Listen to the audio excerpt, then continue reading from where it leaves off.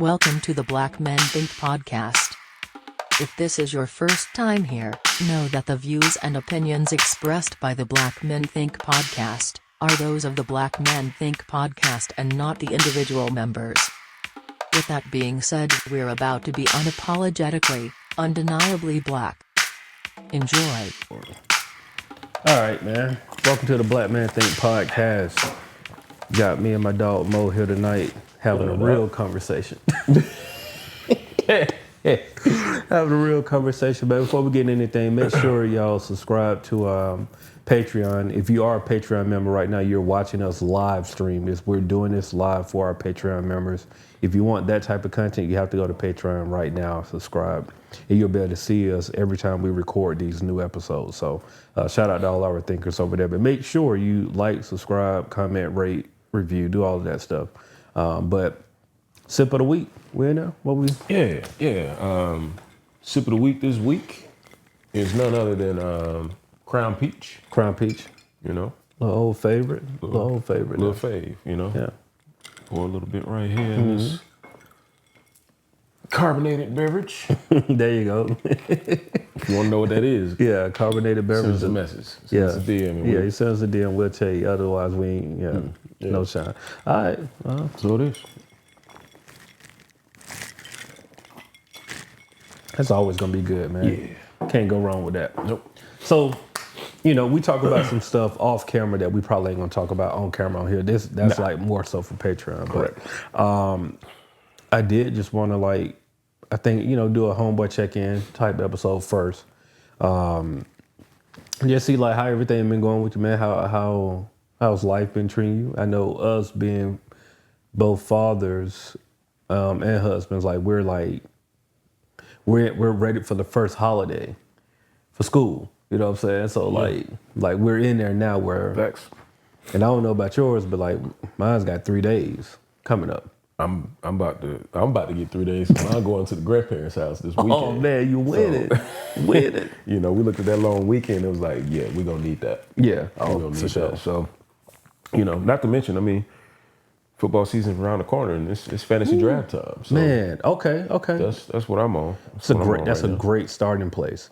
So I think this is a good place and a safe space to talk about the rules of fantasy football. Now, Mo and I, we've been doing fantasy football for quite some time. Correct. And for the past couple of years, use this tool called League Safe. This is a shout out. This is not even an ad. This is shout out to them. But I've played in leagues in the past, and when you play in some leagues in the past, it's there's always this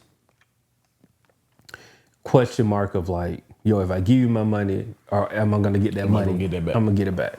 And so with League Safe, for all of y'all that don't know, I'm gonna take these off because they give me a headache.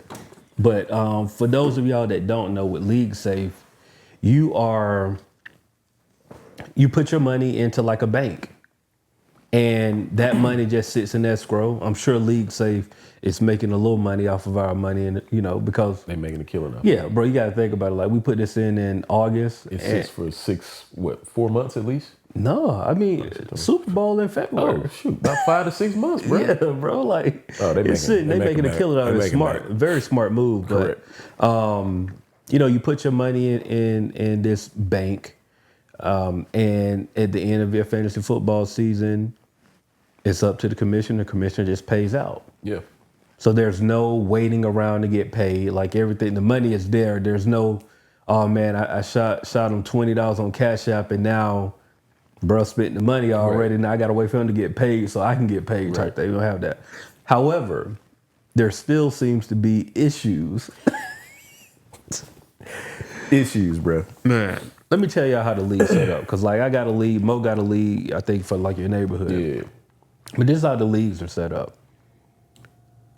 Set up everything on League Safe. And with League Safe, after you pay your money, you can set it up to where it sends a message to people telling them yo, here's the link to the fantasy league, because we use ESPN. Right? So once you pay your money, you automatically get an email and you get a notification saying that oh, thank you for joining League Safe. Here's the message. Oh, and the message says join the fantasy league on ESPN, and then the link. Fam, when I tell you, Bruh. our deadline, if you guys are on Patreon watching this live, the deadline is in 2 days. Correct. When did you send it out? Had to be, Invite? maybe 3 weeks ago? 2.5, 3 weeks ago? Bro, and I tell you, we have, at the moment, this is a 12-person league. At the moment, we have 9 paid, right? And out of those 9 that have paid, 6 of them have did their due diligence, paid their money, and went over to the ESPN Fantasy League and joined. Did what they had to do. And so now it's just like a matter of pulling teeth, trying to get people to just like click the link. They're just like I've provided All the tools. And here's the piece about being a commission. Like, you take time to set all of this up. Not only on League Safe, you're going through all the, the options to make sure that it's a clean cut situation for anybody that you invite in. Right. And then you go to ESPN and you do the same thing. You go through all the rules. You're looking at, the format of the league, the format of a team, whether it's, quarterback, 2 running backs. I think we got 3 wide receivers, maybe like a wide receiver tight end slot, or maybe it's running backs wide receiver. I can't remember what it is in your league. I'm in like 3 different leagues at this point. And then, tight end, kicker, defense, so on and so forth, right? We don't do coach. We don't do 2 QBs. Yeah. 6 bench. Have you ever played in the league with 2 quarterbacks? Once. Bro, it's horrible. It is horrible. I played, so my preference for leagues, 8 to 12 teams, 12 max. 12 max, yeah. I did a 16, I did a 20 team. It's too many. Bruh, after round 4, it's like, why am I even picking? Just auto. Everything, and then everything is gone. You know what I'm saying? I mean, I will say, because I think in the past we used to do like 8 teams. And I think the good thing with having 12 is it kind of gets people, you got to know how to manage. You got to pay attention. You got to pay attention, absolutely. Because like with 8 teams, after the draft, you might have somebody like... Everybody cooking, bro. Bro, you'll have... Everybody. Phillip Rivers would be... No, Matt Ryan was probably like... That's like Matt Ryan would be on waivers. Right. Which is insane. Like, doesn't make sense, but like that's how it is when you have only 8 teams. Most people are only going to have 2 quarterbacks on the team, so that's 16 quarterbacks with an 8-team team, and like your flex player might be like, what's the wide receiver in Seattle? I know you talk about like back in the day though, like like you done had I'm drawing the blank on dude name. I know you talk about like the best size teams 8 to 12. Yeah. Honestly, 10 to 12 is probably 10 you're to going to have a 12 is competitive like, league. Maybe roughly 16 slots on your roster. If you're, if you really about that life, you put an IR on there. Yeah. Because it keeps you focused. You're looking at the waivers. You might find you somebody that's on the IR that might be back, and they might be snapping by week 8, 9. But bro, the frustration is like setting up the league. You send out the information, and then you have to go through this hunting process to get folks to actually join. For no reason. For no reason. So my thing is, because we have 2 players in our league who have paid but have not, like they're not responding to emails. This is not the way you start the fantasy league. This lets me know how you're going to manage your team. Exactly. Off top. So like you're not responding to emails, you're not doing anything, and it's like we are literally 3 days away from draft day. So trash, bro. Yeah, bro. I'm like, look, y'all got another day. If I don't get no response, I'm like, yo, I'll happily refund your money, open it up to somebody else. And if needed, we'll just go with like, I think we got 9. Just get, all we need is like, you got to have at least 8. I won't play with less than 8 teams, but yeah, man, just do what you're supposed to do. It's so simple, bro. It is, bro. So simple. Bro, I had to track people down to pay the money. I had to track people down to log in, like check the updates, track people down to actually join the fantasy league. It's crazy. And then, you're really sitting there and you're like, I'm about to run through this whole league because this lets me further know Yeah, y'all talking a lot of trash, but you ain't really about that life. So, even though we are in the same league, draft strategy. Okay, got you. Draft strategy. I would say it's interesting. Like, I think we started playing fantasy around the same time. Yeah, Matter of fact, I think the first time I played fantasy, it was either in your league or we were in a joint league somehow. possibly. Yeah. And every year since, we've pretty much been in a league together, if not two. My strategy has changed over the years. I used to be an emotional drafter. You start out, you don't really know the game of fantasy. Yeah, it is. It's let me go get my favorite players. Right. And also how you draft round wise, it's like, we still good?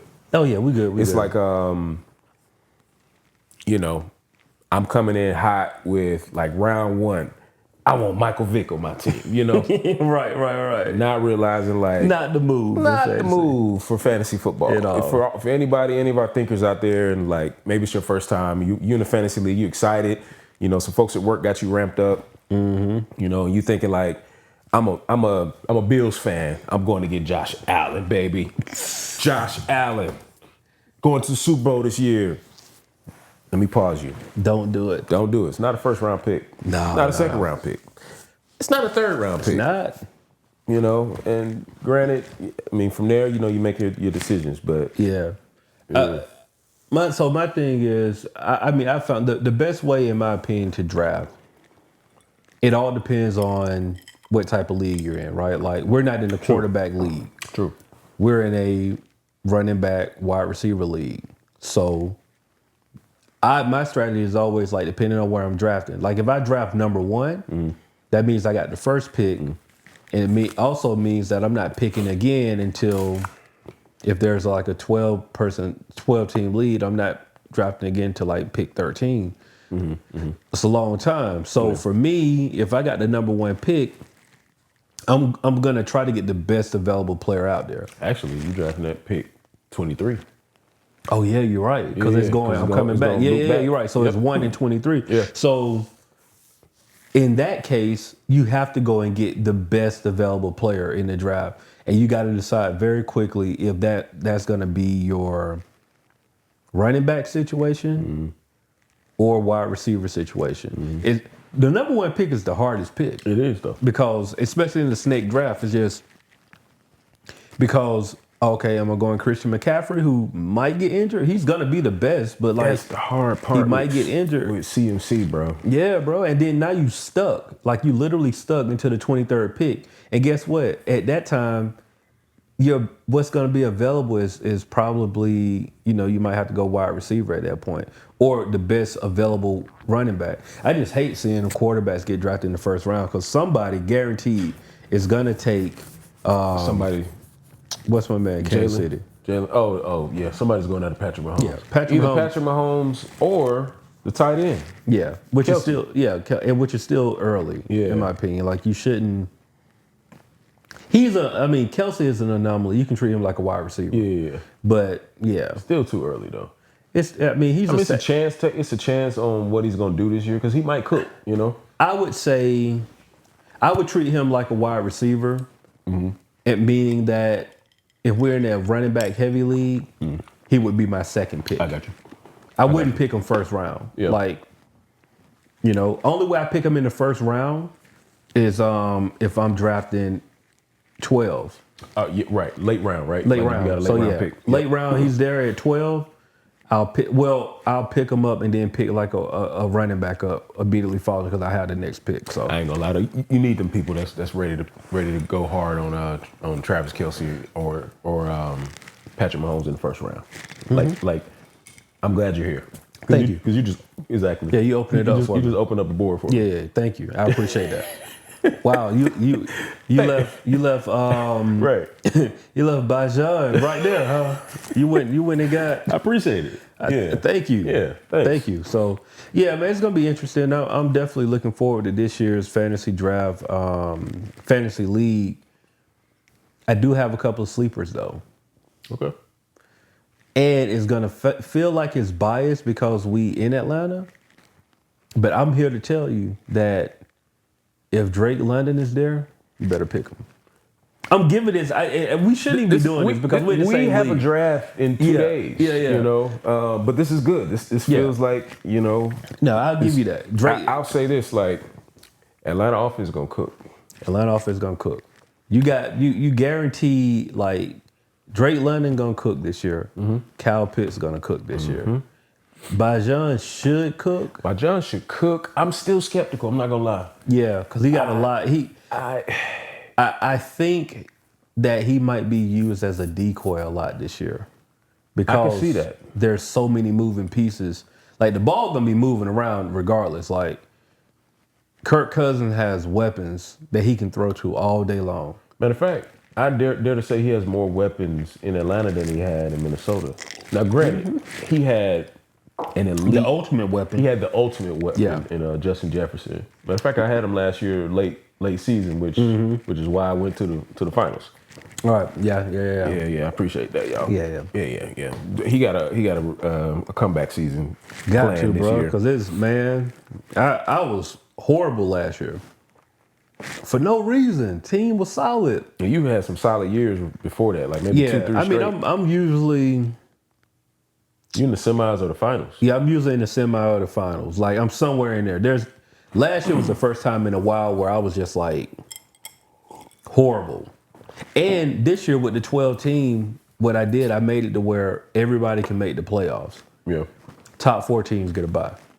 Okay, I got you. So it's like, I'm glad you said that because I got a draft tomorrow. I hadn't really paid attention to our league yet. I was gonna shift gears after that. the reason why I did that, man, just to try to keep it competitive because in past years, bro, after week 8, if a team ain't cooking, they just like, all right, I'm out. Yeah. And they're not even trying to compete. I hate that. You know what I'm saying? They're like, Let me tell you, my biggest fantasy pet peeve. It's not even the people who won't join the league and you gotta hunt them down, bro. Bro, it's when you ignore a trade request. oh yeah.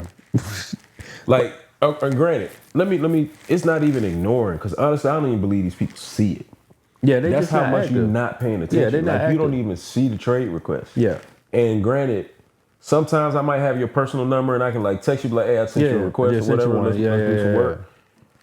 But some folks in these leagues, like you might not have a personal number. Man. So you sending a message through the chat room or whatnot, you know what I'm saying? Right. And I be sitting here like, dog, these are people, and then they ignore your trade and then they don't even set their lineup. I be like, bruh, you wasting my time. Yeah, those are the worst ones, man. I'm kind of like I had one of my partners, I hit him up. I was like, yo, we running fantasy back, like you down? And he was like, man, I ain't gonna lie to you, bro. Like, I don't even think I got the capacity to really pay attention. I was like, respect. Respect. You know what I'm saying? Because he out here, he on the road, he moving around. It was like, bro, I ain't really gonna be able to pay attention like I want to. So I ain't gonna, I'll be giving money away basically. I was like, I respect that, bro. I'd rather you be that forthcoming and say you're not gonna pay attention as opposed to like get in the league and just like not do anything. It's the worst, bro. It's the worst. Because I mean, it's a competitive. I almost said a competitive sport. It's a competitive game. Yeah, you know? It's a it lot is. of fun, honestly. Like if you really, you don't even have to honestly be a hardcore football fan. No, not at all. Not at all. And I will say it's one of those games like it's ATL, it's Falcons all day here. I was so much of an Atlanta fan and so much like I shut out other teams. Fantasy football makes you a fan of the game. It does, absolutely. It enhances your experience as you're watching games because now it's like, okay, I'm not just, rushing home from church like me and my dad used to do just to catch the 1 o'clock Falcons game. Every now and then we 4:30. We might, back in the Vic days or Matt Ryan, heydays, we might get an 8:30 primetime game or a Monday night. Normally it's a 1 o'clock game in Atlanta. Yeah. Bro, I can't turn it off now. It's like I'm flipping channels. I know Atlanta playing, but I got to go check on the other teams. Like now you got to have, what is it called? Like the NFL where you got a picture in picture. Yeah, you got all the games on, bro. It just make you a fan of the game. I will say whoever came up with the concept of fantasy football. So smart. You knew what you were doing. And what's crazy is like now they have shows dedicated to this. Absolutely. So it's like, I mean, it's part of the game. It's betting culture. You're in the home. Yeah. ESPN. I mean, I catch a couple episodes and see like, what should I be tweaking on the line? You know what I'm saying? Exactly. They be talking. They be spitting knowledge too, bro. Yeah, they do. They got some good stuff. information. So I kind of want to switch gears a little bit, get into our Ask a Man segment. You know what I mean? Got another question. Make sure, like, if y'all on Patreon, our Patreon members, make sure y'all send those questions in. Like, we got that post pinned to the top. So you can send a question, DM us, you know. We'll answer your question here on the pod. So shout out to Walt again. Like, he sent another question. He sent a good one last week. That was good, Walt. Sent another. It was like, approaching 40. Yeah. How intentional are your efforts? Parenting, diet, goals, discipline. Like, how intentional are you? Approaching 40. Well, you're talking to two young men. We here. Young men. We Ain't here, no baby. approaching nothing. You know what I'm saying? We in that thing. Yeah, you know? absolutely. Just crossed that threshold within the last two months. Yeah. For both of us. And so for me, I wanted to go into 40. I won't say in the best health that I've been in. Yeah. But I wanted to look the best that I've looked. I achieved. I went hard for like a month and a half. Got you. Straight. Like, I was like, man, when I get to this beach, it's gonna be plickety plow. You know what I'm saying? Yeah. I didn't sustain that when I got back from the beach though. Like, it was like, and it's one of those things where I'm still trying to get that routine going on a regular. Yeah. I think I worked myself to a place where my body has a new muscle memory, if you will, you know, which was a good thing. And I'm like, okay, at some point, you know, I think when I get out of the weeds of life of busy in these next few weeks or so, I'm gonna recommit. You know, plus wifey got the 40th coming up real soon, so I need to be right. You know what I'm saying? For that, gotta get back. Gotta get back, bro. You know, but I would say like physical appearance was one of the things that I was like, I'm gonna hone in on real quick because I want to move into 40 looking one of the, like, at least top 3 best that I've looked in my lifetime. Yeah. And I felt like I was able to achieve that. Oh, that's good. I think for me, man, like, definitely the physical health is one. Like, I've been in the gym probably more than I've ever been in recent years. Like, I'm in the gym now at least 3 times a week, which is, you know, that's a lot for me. Y'all, I've talked about my journey, like, on this podcast where, like, I'm not a gym fan at all. I don't like going to the gym. I actually, like, it's not, you know, those people get to the gym and be like, yeah, bro, it's just a part of me. Like, that's not me. I'm not, like, a fan of going to the gym. Me neither. However, what's been helping is, like, me and wife have been going. So, like, dope. It's kind of like, you know, it gives us an escape. Yeah. You know, even if, like, sometimes she'll do her spin class and, like, I'll be, you know, doing my thing. But wait, how y'all go with the kids? They got a little, like, daycare or something? Now, you know, the kids are in school, so we, you know, we drop them off and go. But that's dope. Prior to school starting, they have, like, kids club. So, you know, I think it's like an extra $5 or $10 a month. Okay. But what will happen, like, you know, at 9 o'clock, we'll go to the gym, drop them off at the little kids club, get our workout in, then pick them up. Oh, that's dope. You know, so, but we really intentional about, you know, going to the gym. I told her, like, you know, I just need help in that area. Like, I need that motivation to, like, go. And so that was our thing together. Like, look, let's just do it, right? Yeah. The other thing was, like, I really wanted to go into 40. I didn't want to turn 40 without taking a chance on doing the things that I said I really wanted to do. Like, it was important for me to, like, all right, bro, you've been talking a good game. Yeah. Like, let's see what you can do. Back against the wall, let's see what you can do. And so it was important for me to at least say to myself, like, let's see what this space looks like. You know what the space is. You've been in the space before, but just not in this capacity as, like, as a husband and like as a father. And so that was important for me to, like, be intentional in that. And while, like, the journey is the journey, like, anybody knows, like, entrepreneurship is not, bro, I would tell anybody, like, entrepreneurship is really where you learn what faith is. You know what I'm saying? Like, you can have a strong relationship with God, bro. But like, if you want a stronger relationship with God, bro, become an entrepreneur. That's real. Because you'll have no choice but to walk out here on faith, bro. Like, and thankfully, we have something that kind of is on autopilot for the most part. Yeah. But still, you know, anything can happen, bro. Like, we've had times where our best producing location machine just like don't want to work. Yeah. And it just so happened to be the machine that costs the most money to get repaired. Yeah. Like, you got, you know, you might have something where, oh, a little $50 repair here, $100 here. Anything happen on this machine, bro, like, we looking at $300 and up. Dang. Like, for the smallest of things, right? Like, one time we had the cup where the drink gets dispensed. Like, it's a robotic arm machine. Yeah. And so, like, you know, it's the machine where you make a selection, the arm goes up, get your drink, come down, and then drop it off. Right, I didn't know y'all had those type of things, bro. Yeah. Oh, yeah, that's what's up. The cup messed up on it. Dang. It's a piece of plastic. But I could go in there and get it. I can go in there and get you the one that's broken, show it to you. You look at this, you'll be like, oh yeah, can't be no more than like $30-$40. How much you think that little plastic cup was? I'm scared to know. God. I'm gonna say the cup itself. Just the cup. Like, when I tell you, hold on one second, talk. I'm going to get it. I want you to see this. Just give me a guess. I love the concept of what you're saying, just because I love the fact that he's going to see that, going to get the cup so we can see it. The concept of an item like that actually having that much value in the overall machine, that's the type of thing where it baffles me. I'm like, who thought of that item? Exactly. Who thought of that item and let alone like made it that important? This. You see this? Bro, so this is the cup. Let me see. Feel it. That's plastic. That's plastic, Mo. That is legit plastic. There's nothing fancy about that. Like real cost. Let's talk about real cost. Real cost.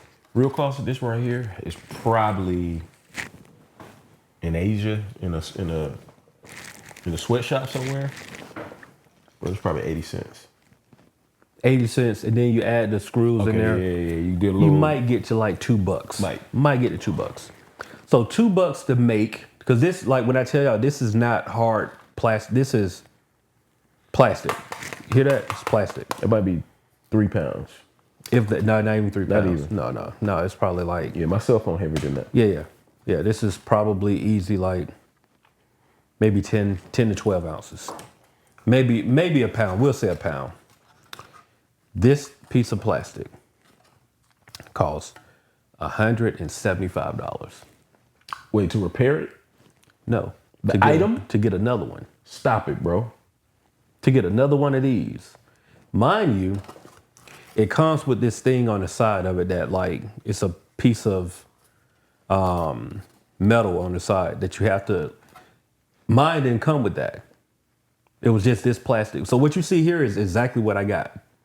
Wait a minute. But this is the old part, and it had like some metal on here. Yeah. So what I had to do is actually drill these out and then use like a, forgot the type of machine. It's like, start with an R, Ricket or something like, it's one of those machines where you basically, it's like metal, it's like a metal clamp basically. So you drill out the metal clamps and then you use the machine to put it on, which I had to go and buy. So the piece of plastic was like $175. I had to go and buy the Ricket machine, which was like at Home Depot, maybe it was like $40. So we're looking at roughly $220 Off rip. to repair this, because without this, the drink goes into here. I got you. That's where it sits. It sits, and then it goes to the thing, and then it tilts this way and fall out. Wow.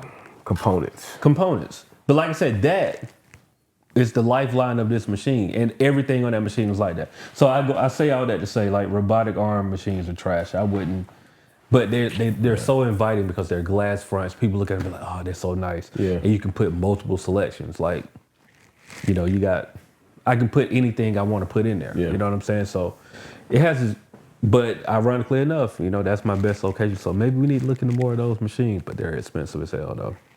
Cost of business, bro. Cost of business. And that's what I mean. Like, I want to stress to people about going in, being an entrepreneur, bro, like it is the toughest thing that you'll probably do next to marriage and fatherhood. But it's also like the rewarding thing because you realize just how stressful working is. It's stressful. Listen. It's stressful. And I realized like, oh, I have to catch myself at times. Yeah. Because you know how you're so used to being in a stressful working environment to where like the smallest thing might stress you out, but you have to remind yourself like, bro, this is all for you though. Yeah. And then it hit different. I got you. No, I hits can different see then. that. I can understand because I've been there. Like it's one of those things where you forget that the joy is in doing it for you. Yep. And that's really good right there that you even brought that out because I feel like there's probably some entrepreneurs out there, some entrepreneurs out there who you might be in that season, you might be in that space of like, man, you're trying to figure it out right now. Trying to figure it out because those moments are gonna that is guaranteed in entrepreneurship. Like you are going to have those moments where you are questioning everything. Yeah. But to your point, bro, the joy, the beauty of it is in realizing and focusing your eyes on the fact that like you are doing this by yourself. You're doing this on your own or whatever your partner is. At the end of the day, you are not reporting to somebody. Yeah. It does hit different when you go so much so whenever my wife comes, she has this little joke where she was like, because like we own the company together, but she a solid partner for real. And that ain't no disrespect to wifey. Wifey handles everything. Yeah. But it's just like that day to day is me, right? And so whenever she comes with me, and sometimes she'll just come and just ride. Then sometimes she'll get out the car and like go into locations. She like that, like she the supervisor. So she's like, I was like, hey fam, hey, I'd be like, hey, chill. Like we'll. Like that because she does it to play with me, right? But I was like, no, fam, you understand, like this is what I got away from. I can't stand the micromanagement side. Like, and then she'll be like right here, like let me check the dates on these things. Funny, I was like, hey, chill, man. Like, so it's like that's a little playful thing that we get to do. But all jokes aside, bro, it's like one of those things where you start to enjoy life a little bit more. You know what I mean? Because it's just like, oh man, like we couldn't do this on a regular basis. And like you find out like just how much time you spend working. Yeah. Right? And so it hits a little bit different when you're working for yourself. But you just have to to go back to Walt's question, over 40, bro, I think it's for everybody. Like you got to have something for you. I don't care if it's like real estate. Like you got to do, because we're in America, bro. We're gonna be in America. We're gonna play this game. We're gonna be in this system. It is what it is. But you got to remember, bro. Like when you hit 40, you got to have something for you. Bro, that's a word, bro. That's a word, man. Because you're also at that phase where everybody else needs you. And you can't even quantify like how much. Like it is just endless requirement from everyone else. And I mean, what's so funny, like this Black Men Think podcast, like this ain't even just men. Like my wife says this all the time. She was like, I'm in a constant state of somebody needs me. Yeah. And it's like, whatever that is that you have for you, if it's your break, like, whatever you enjoy, you play golf, that's probably something for you, right? That's for me. Yeah. Entrepreneur, that's something else that like you drive, it might be a sport, it might be a book, it might be music, it might be creating something, drawing, it might be your walk, like when you break, it might just be zoning out, it might be sleep. Yeah. Like whatever that is. Like for me, Sunday nights. Yeah. I'm on me time. Oh yeah, don't bother me. Don't bother me. When 6 p.m. hit, usually I'm closing out. Yeah. I got the kids, wife works, on the weekends, so I'm washing dishes and whatnot. I look at the clock, about 5:58. Yeah, it's I'm looking at the staircase. She be on point with it, though. Yeah. She come downstairs about 5:59. I be like, I appreciate you. Yeah. I'm gonna dry this dish right here. Good night, kids. Yeah. Because y'all not gonna see me again. Dog, I'm out. it's so important. And you got to have a partner who understands that and allows you that space, bro. Like, because it's so vital, man. You know how it is when you got kids and you married, bro. Like, you just get in a rhythm of just doing stuff. Yeah. Right? Like, so it's always, all right, boom, kids get ready, pick kids up from school, right? Like, y'all come home, now we got homework, we got dinner, we got bath. You doing all of these things to the point to where it's just like, no, bro, we did this like 4 or 5 nights in a row. Yeah. And it's like, it's the same thing over and over and over again. You have to find that time to just like get those small breaks. Like, perfect example for me, wife, it was like, I had this Smoothie King had like a free smoothie or something. Yeah. I was like, yeah, I want to get this smoothie. He was like, oh, you want to stop and get it now after we pick up the girls? I was like, no, I want to drop it all off at home and I'm going to go and get the smoothie by myself. Yeah. And she was like, cool, just like, can you pick up some stuff from the store? I was like, no problem. Give me that time. Now, I don't know if my wife did this intentionally or if this was genuine or what. I chucked it up to the game. I came back. We sitting down, we eating, talking with the girls, all that. My wife's like, dang, I forgot to tell you to get something from the store. Yeah. I'll go and get it. Can you get the girls a bath for me? I was like, you know Those be what? the moments. So, all right, babe. But it's cool. Cool. You gotta take some of those. You gotta take some of that, because I get it. Like, Thursday night's usually my night. Yeah. Because that's before she goes to work, and I'm gonna have like the kids for the weekend. Gotcha. So that's smart. Yeah. it's usually on the back end. Yeah, yours on the back end. Yeah. Like Thursday night's usually my night, but I was like, you know what? It's cool. Like, go ahead and do your thing. I know you need that little time to yourself as well. So you got to have that compromise in order to make this thing work, because them kids will drive you crazy. Yeah. So you got to have a little bit of patience. You got to be able to make things work and really work the best way you can. But appreciate you though, Walt. That's a great question. Yes, and sir. make sure y'all keep sending those questions in too, and we'll answer them as much as we can. We got, what time? Where we at? It's about that time to move to Patreon. Yeah, we moved to Patreon. Look, we appreciate y'all for tuning in, man. Thank y'all for real. Black Man Think Podcast. We are, our goal 2025 live shows. Live show. That's our goal, meaning that y'all will pay a ticket price to see us live. That's our goal, right? And don't get it twisted. Like, for our Patreon guests, like, pull up. Pull up. Pull up. Matter of fact, pull up and we'll have a microphone there for you so you can join us. That's fine. Let's do it. Yeah. Like, that's the goal, man. Like, we're trying to get into that space of like really grow this thing out. Even get out of the crib. Like, let's go and get a studio somewhere. Like, you know what I'm saying? But like, all that's down the road. But these are things that we're putting out there so we can make sure that we follow up and get to that space with y'all. But look, we appreciate y'all. Thank y'all so much for tuning in to the Black Man Think Podcast. Make sure y'all tell a friend to tell a friend. Subscribe to YouTube. Subscribe to podcast. Anywhere y'all listen to podcasts, Apple, Spotify, we all those places. Make sure y'all join Patreon if y'all want bonus content, because we going over there now. So remember, Black Man Think Podcast, where we elevate our black man, because black man be out here thinking. Hey, before you dip out, I'm just letting you know. What? Fantasy, I got the juice, my boy.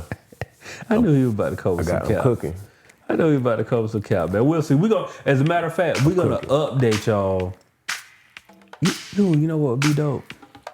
Well, it ain't like, because it's Sunday night. Maybe we can. We'll live stream the drive. Maybe we could do something like that. We might do something like that. We'll figure it out. Figure that out. Let's see if we can figure it out. We might live stream it, but that might be on Patreon only. But cool. Whatever, man. We'll see y'all, man. Appreciate y'all. Black Man Think Podcast. The Black Men Think Podcast.